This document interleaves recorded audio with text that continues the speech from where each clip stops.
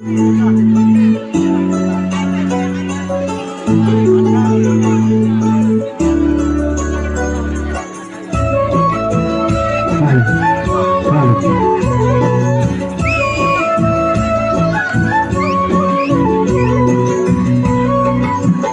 South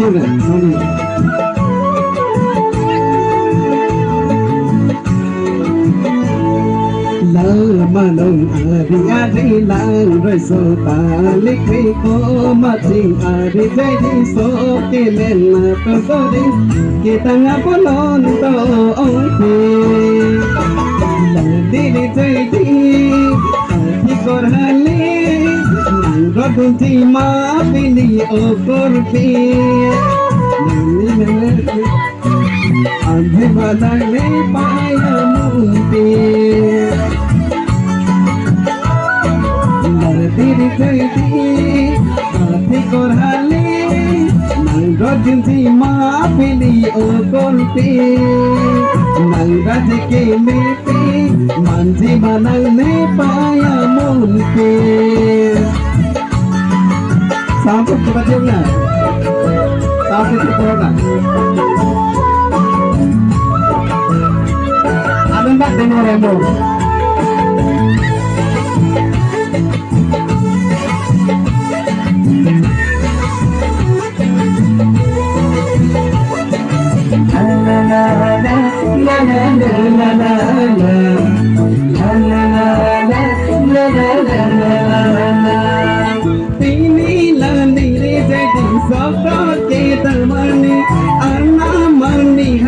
si panjang poli di jadi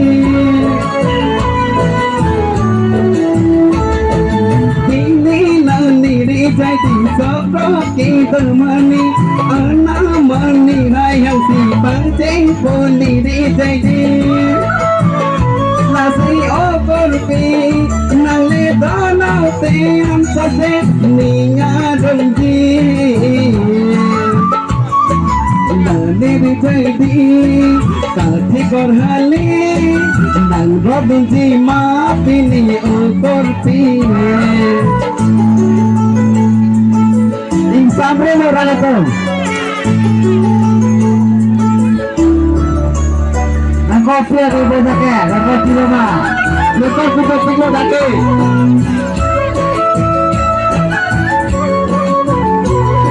Langsung mereka ke 15 feet dan payung feet.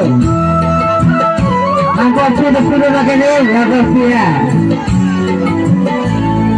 Bisa nim something something ating atuyani kang ni dan tu di mesing be adoti.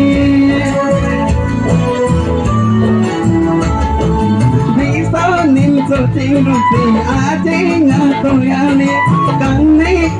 Dado di besing be arong oti Napi okorpi